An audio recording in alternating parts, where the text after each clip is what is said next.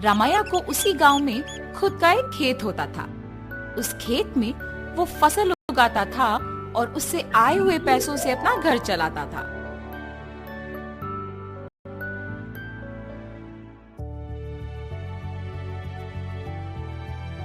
हमेशा की तरह इस साल भी फसल तो मैंने उगा दिया। अब गर्मी की मौसम शुरू होने वाली है, जल्द ही तरबूज के बीज डालने पड़ेंगे।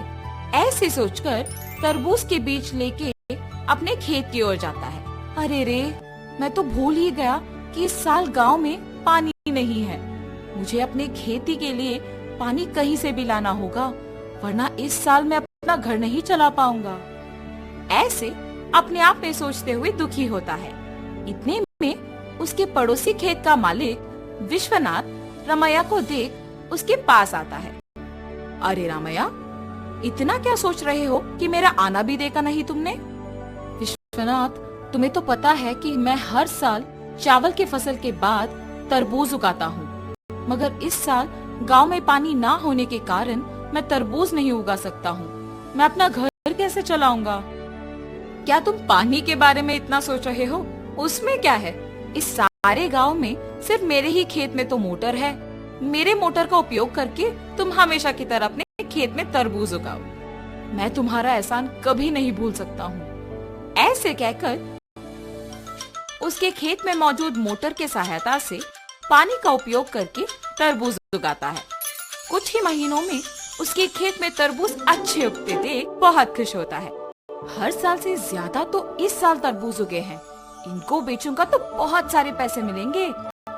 ऐसे सोचकर सारे तरबूजों को बेचने दुकान जाता है। वहाँ दुकानदार तरबूजों को लेके पैसे देता है। ये सब उसी दुकान के पास मौजूद विश्वनाथ देखता है।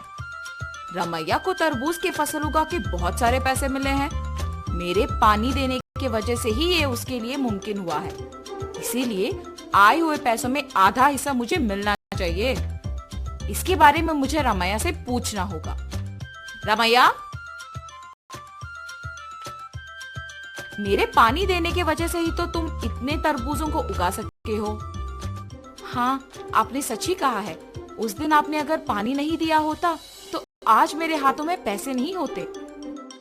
अगर मैं तुम्हें पानी नहीं देता तो तुम्हारे पास आज पैसे नहीं होते ना। मतलब तुम्हारे हाथ में जो पैसे हैं उसमें आधा हिस्सा मुझे मिलना चाहिए ना। ठीक है जी, आपको सिर्फ इन पैसों में आधा हिस्सा चाहिए ना। लीजिए, आप ही की वजह से तो ये मेरे पास आए हैं। ऐसे खुशी से पैसे देता है।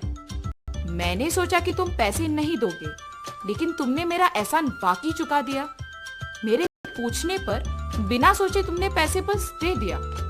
तुम अगर ऐसे ही रहोगे तो तुम्हारी अच्छाई ही तुम्हें नष्ट कर देगी। ऐसे कहकर पैसे लेके वहाँ से चले जाता है। अब मेरे पास कुछ ही पैसे बचे हैं, इनके साथ मुझे कोई व्यापार शुरू करना होगा, मगर कौन सा? ऐसे सोचते रहता है। इतने में ही बगल में उसे एक आदमी कटे हुए तरबूज एक बंडी पे बेचते हुए नजर आता है। प्यास लग रहा है, एक तरबूज का टुकड़ा खाऊंगा। उस तरबूज वाले के पास जाता है और पूछता है, बाबू, एक तरबूज का टुकड़ा मिलेगा? जी हाँ। एक तरबूज का टुकड़ा कितने का है? सिर्फ 5 रुपए है जी। एक तरबूज का टुकड़ा 5 रुपए का है? एक पूरा तरबूज तो बहुत कम पैसों में मिल जाएगा। मैं मेरे पास के सारे पैसों से तरबूज खरीद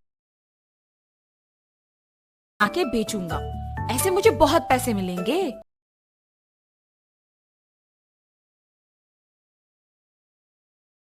तरबूजों को एक बंडी के ऊपर रख के उन्हें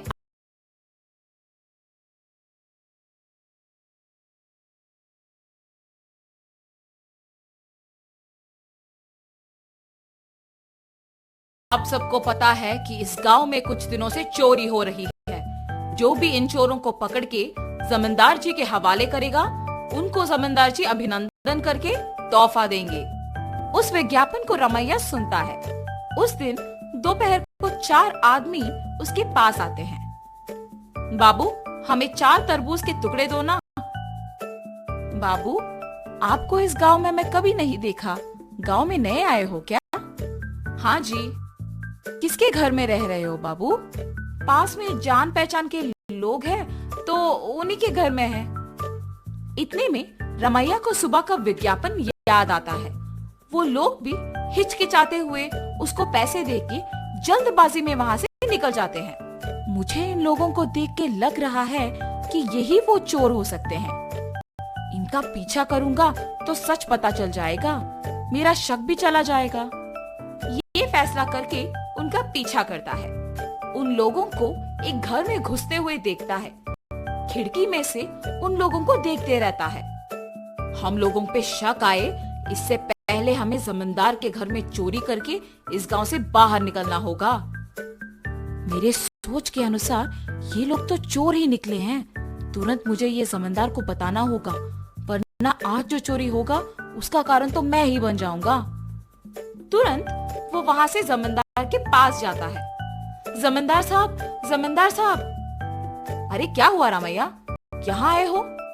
इस गांव में हो रही चोरियों के पीछे जो लोग हैं वो मुझे पता है, यही बताने आपके पास आया हूँ मैं।